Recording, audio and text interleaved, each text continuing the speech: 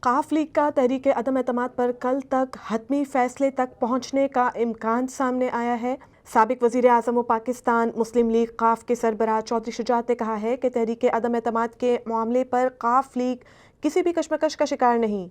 Opposition کی تحریک عدم اعتماد کے معاملے پر مسلم لیگ قاف کا اجلاس ہوا، جس میں موجودہ سیاسی صورتحال اور رابطوں پر مشاورت کی گئی۔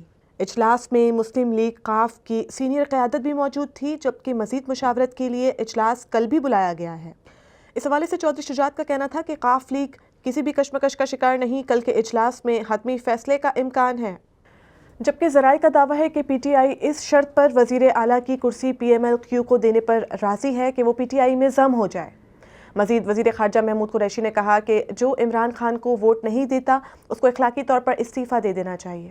ناظرین، فی الوقت کے لیے اتنا ہی۔ مزید خبروں سے اپڈیٹڈ رہنے کے لیے دیکھتے رہیے BN TV۔